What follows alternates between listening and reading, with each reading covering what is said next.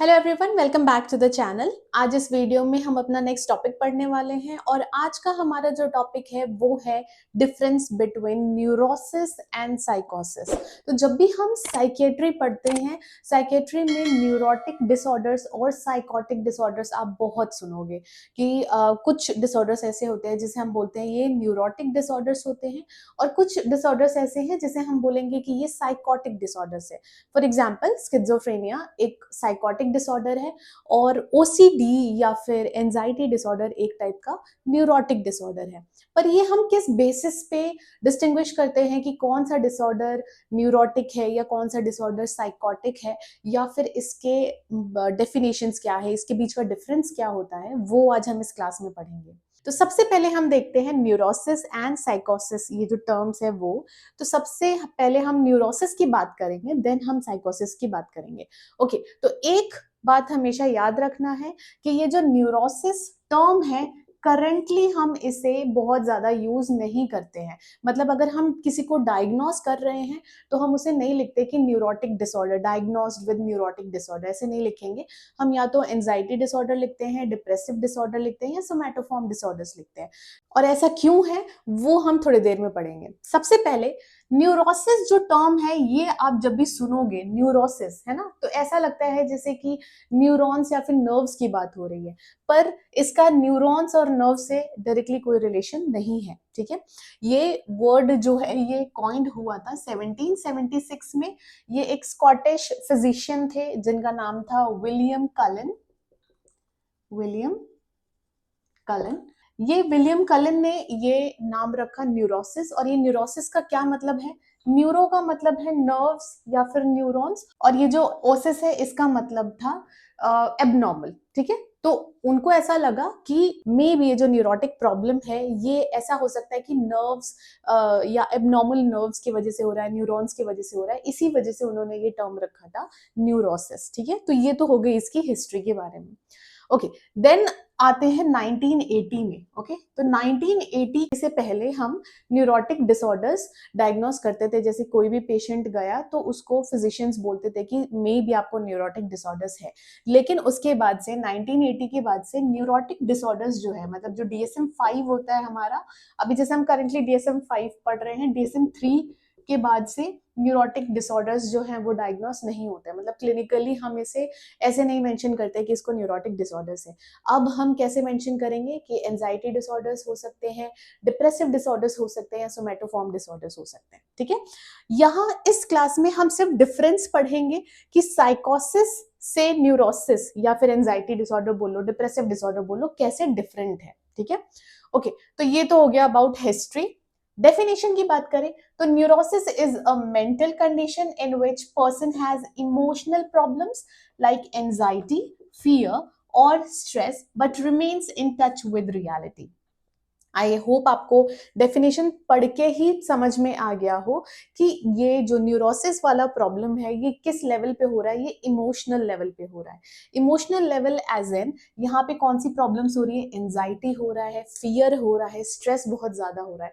तो जब हम एंशियस होते हैं या हम बहुत ज्यादा स्ट्रेस्ड होते हैं या फिर जब हम डरते हैं किसी भी चीज से, मे बी किसी को डॉग्स का फियर होता है, किसी को कॉकरोचेस इंसेक्ट्स का फियर होता है, किसी को पानी से फेयर होता है, तो ये जो अलग अलग फोबियाज होते हैं वो भी न्यूरोटिक प्रॉब्लम्स में ही आते हैं। ठीक है, ओके, एक लाइन यहाँ बहुत इंपॉर्टेंट लिखी है, वो है remains in touch with reality. अब इसका क्या मतलब है? आपको पता होगा कि जो भी मेंटली इल होते हैं उससे पब्लिकली अगर कोई भी किसी को बोलता है कि ही इज और शी इज मेंटली अनहेल्दी, तो उसे कंसिडर ऐसे किया जाता है कि है उसको क्या पता है, उसको कुछ नहीं पता है ना, ऐसे कंसिडर किया जाता है। पर ऐसा नहीं है। जरूरी नहीं है कि जो भी मेंटली अनहेल्दी है वो रियलिटी से बिल्कुल अलग हो चुके हैं। कुछ प्रॉब्लम्स ऐसे होते हैं जिसमें उन्हें सब कुछ पता होता है, आसपास क्या चल रहा है सब कुछ पता होता है। ठीक है, तो वो क्या है? वो टच में है विद रियलिटी। ठीक है, अनलाइक साइकोसिस। साइकोसिस भी अभी हम आगे पढ़ेंगे। ओके, तो इसमें क्या है?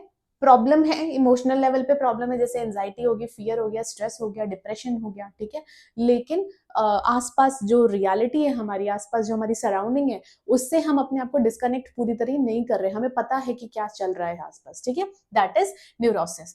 एक और चीज है यहाँ पे, the person knows something is wrong and can think logically, ठीक है।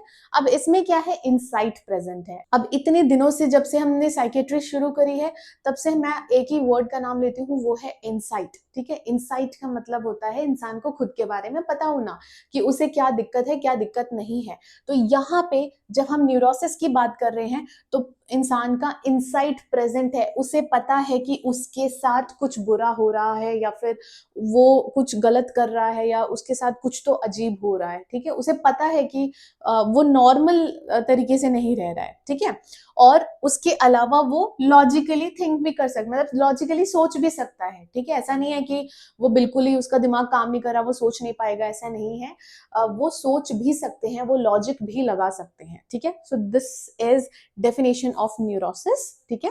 यहाँ पे 3 पॉइंट्स आप अच्छे से याद रखना। एक इमोशनल लेवल पे है, ठीक है, इमोशनल लेवल पे आप एग्जांपल दे सकते हो कि एंजाइटी, फियर या फिर स्ट्रेस। दूसरा, वो रियलिटी से इन टच रहता है, रियलिटी से बिल्कुल गायब नहीं है, उसे पता है आसपास क्या हो रहा है। और तीसरा क्या है, वो उन्हें पता है कि कुछ गलत हो रहा है, या फिर उनके साथ कुछ तो प्रॉब्लम है, और वो लॉजिकली सोच सकते हैं। तो ये 3 पॉइंट आप याद रखोगे न्यूरोसिस के लिए, ठीक है। नेक्स्ट आ जाते हैं हम की पॉइंट्स। यही जो की पॉइंट्स मैंने यहाँ पे बताया वही है, रियलिटी इज इंटैक्ट, ठीक है। रियलिटी इज इंटैक्ट मतलब उसे पता है आसपास क्या चल रहा है। इनसाइट इज प्रेजेंट, ठीक है, इनसाइट भी उसका प्रेजेंट है, उसे पता है कि मुझ में कोई प्रॉब्लम हो सकती है। नेक्स्ट आते हैं एग्जाम्पल पे। एग्जाम्पल एक जस्ट ऐसे आपको बताने के लिए, समझाने के लिए एग्जाम्पल लिखा है यहाँ पे। A student feels extreme anxiety before exams, keep worrying I will fail, but knows these thoughts are excessive and seeks help, ठीक है। अब एक स्टूडेंट है, उसका एग्जाम है, सभी को एग्जाम से पहले बहुत एक एंजाइटी होती है ना, स्ट्रेस होता है कि अरे कुछ हो गया तो, अच्छा नहीं गया तो पता नहीं कैसे क्वेश्चन पेपर्स आएंगे, दैट इज नॉर्मल। बट कुछ लोगों के साथ ऐसा होता है कि वो इतने ज्यादा एंशियस हो जाते हैं, वो सिर्फ और सिर्फ नेगेटिव थॉट्स लेके बैठे रहते हैं कि मैं तो फेल हो जाऊंगी या मैं तो फेल हो जाऊंगा, ठीक है। और वो थॉट्स इतने ज्यादा एक्सेसिव हो जाते हैं कि उनको कुछ सिम्टम्स भी शो होने लग जाएंगे, पैल्पिटेशन होने लग जाएगा, हार्ट रेट बढ़ने लग जाएगी, देन स्वेटिंग होने लग जाएगी, ठीक है। तो ये सारे सिम्टम्स जब उन्हें आते हैं, उन्हें पता होता है कि मैं बहुत ज्यादा स्ट्रेस्ड हूँ, आई थिंक मुझे किसी से बात करनी चाहिए, मुझे हेल्प लेना चाहिए, ठीक है। So this is neurosis. इसमें कौन कौन से डिसऑर्डर्स हैं, एंजाइटी डिसऑर्डर हो गया, फोबियाज हो गए, फोबियाज भी हम आगे पढ़ेंगे, ओसीडी, याद से ओसीडी, ठीक है, ऑब्सेसिव कंपल्सिव डिसऑर्डर, ठीक है, ये थॉट का प्रॉब्लम है, डिप्रेशन और PTSD. PTSD is post traumatic stress disorder, ठीक है। तो ये सब आ जाते हैं न्यूरोसिस में। अब आते हैं हम साइकोसिस के तरफ। साइकोसिस क्या है, ये थोड़ा नॉर्मल है, ये बहुत ज्यादा सीवियर होता है, ठीक है। आप न्यूरोसिस को नॉर्मल नहीं, मतलब थोड़ा इसके कंपैरेटिव थोड़ा नॉर्मल आप इसे कंसिडर कर सकते हो। अब देखो साइकोसिस में क्या है, साइकोसिस is a severe mental disorder in which a person loses touch with reality, the person may have delusion or hallucinations and does not realize they are ill, ठीक है। अब देखो जो हमने यहाँ पढ़ा, जस्ट उसका ऑपोजिट अभी हमने यहाँ पे पढ़ा है। क्या है वो, कि एक तो ये सीवियर मेंटल डिसऑर्डर है, ठीक है, ये एक सीवियर केस होता है। इसमें क्या हो रहा है, पर्सन पूरी तरीके से जो रियलिटी है उससे टच में नहीं रहता है, मतलब रियलिटी से बिल्कुल ही अलग, उन्हें पता ही नहीं है आसपास क्या हो रहा है, ओके। उसके अलावा इनमें डिल्यूजन और हेल्यूसिनेशन भी देखा गया। डिल्यूजन क्या होता है, फॉल्स बिलीफ, बताया था मैंने आपको कि कोई अगर सोच ले कि कोई इंसान मुझे मारना चाहता है, आप कितने भी उसको जाके प्रूफ दिखा दो कि ऐसा कुछ भी नहीं है, लेकिन फिर भी वो एक ही बिलीफ पे स्टिक करेंगे, ठीक है। बहुत लोग अंधविश्वास बहुत ज्यादा होते हैं, तो उसमें क्या है, उनको आप कितने भी फैक्ट्स लाके दे दोगे फिर भी वो बिलीव नहीं करेंगे, तो उनको हम डिल्यूजनल बोल सकते हैं अगर उनमें और भी सिम्टम्स हैं तो, ठीक है। उसके अलावा हेलुसिनेशन एज इन सीइंग और hearing things that are not real, मतलब मैंने आपको पहले भी बताया है, हेलुसिनेशन में क्या है, स्टिमुलाई प्रेजेंट नहीं है, फिर भी आपको स्टिमुलाई दिखना, सुनना, टेस्ट होना, कुछ भी, ठीक है, ओके। तो दैट इज हेलुसिनेशन। अब साइकोसिस में डिल्यूजन, हेलुसिनेशन प्रेजेंट होते हैं, ठीक है। मतलब ऐसा नहीं है कि सभी में प्रेजेंट होंगे, पर प्रेजेंट होते हैं, ये इसका एक सिम्टम है। उसके अलावा क्या है, and does not realise they are ill, ठीक है, तो इनसाइट क्या हो गई, एब्सेंट हो गया। अब यहाँ पे 3 पॉइंट्स कौन से आ गए, सबसे पहला तो सीवियर केस है, ठीक है, दूसरा ये रियलिटी से बिल्कुल ही डिस्कनेक्टेड है, तीसरा यहाँ पे क्या है कि उन्हें नहीं पता कि वो बीमार है, ओके, उनमें कोई प्रॉब्लम है। तो ये 3 पॉइंट्स हो गए। उसके अलावा एडिशनल अगर आपको करना है तो आप डिल्यूजन और हेलुसिनेशन भी इंक्लूड कर सकते हैं, ठीक है। अब आते हैं हम की पॉइंट्स पे। की पॉइंट्स एज इन जो पॉइंट आपको याद रखने की जरूरत है, ये तो डेफिनेशन हो गया, इसमें से आपको क्या कंक्लूजन निकलता है वो है हमारा की point. Reality is disturbed and insight is absent, ठीक है। तो ये 2 पॉइंट्स ऑलरेडी मैंने आपको बता दिया कि रियलिटी से उनका जो कनेक्शन है वो टूट चुका है, वो उन्हें नहीं पता कि रियलिटी क्या है क्या नहीं है। अब देखो रियलिटी में क्यों प्रॉब्लम आ रही है, क्योंकि उन्हें हेल्यूसिनेशन भी होता है, उन्हें नहीं पता कि एक्चुअल में कोई बात कर रहा है, उन्हें तो लग रहा है कि वो एक्चुअल में किसी से बात कर रहे हैं या किसी की आवाज उन्हें आ रही है, पर जो आसपास वाले होंगे उनके लिए वो नहीं है, ठीक है। तो उनका रियलिटी डिफरेंट हो जाता है नॉर्मल लोगों से। और दूसरा क्या है, इनसाइट एब्सेंट है, उन्हें पता ही नहीं है कि वो बीमार है, तो इनसाइट क्या है, एब्सेंट है, ठीक है। यहाँ पे एग्जाम्पल क्या है, a person believes neighbours are plotting to kill him and hears voices talking to him even though it is not true and family believes it, ठीक है। मतलब एक बंदा है, उसको लगता है कि उसके पड़ोसी जो हैं वो उसे मारना चाहते हैं, उसको मारने के लिए प्लॉटिंग कर रहे हैं, ठीक है। तो ये कौन सा डिल्यूजन हुआ, ये पैरानॉइड डिल्यूजन है। पैरानॉइड डिल्यूजन में हमें ऐसा लगता है कि हमें कोई मारना चाहता है या हमारे अगेंस्ट कोई प्लानिंग प्लॉटिंग कर रहा है, ठीक है, that is paranoid delusion, okay. और उसके अलावा उसे वॉइसेस भी आते हैं बात करने के, मतलब ऑडिटरी हेल्यूसिनेशन, उसे सुनाई दे रहा है, कुछ दिखाई नहीं दे रहा है, तो जो सुनाई देता है उसको हम कौन सा हेल्यूसिनेशन बोलते हैं, ऑडिटरी हेल्यूसिनेशन। अगर आपको याद नहीं है या फिर आपको दोबारा से पढ़ना है तो आप हेल्यूसिनेशन जाके पूरा पढ़ सकते हो, वहां पे आपको टाइप्स भी मिल जाएंगे, ओके। उसके अलावा क्या है, पता है कि ये ट्रू नहीं है, मतलब कुछ है नहीं लेकिन उसको सुनाई दे रहा है, ऐसा कुछ नहीं है कि नेबर उनको मारना चाहते हैं बट उन्हें ऐसा लग रहा है ना। तो डिल्यूजन और हेल्यूसिनेशन का एग्जांपल यहाँ पे हो गया। और फैमिली को पता है कि ये क्या बिलीव कर रहा है, फैमिली उस पर विश्वास नहीं कर रही है क्योंकि फैमिली को पता है कि सच क्या है, ठीक है, ओके।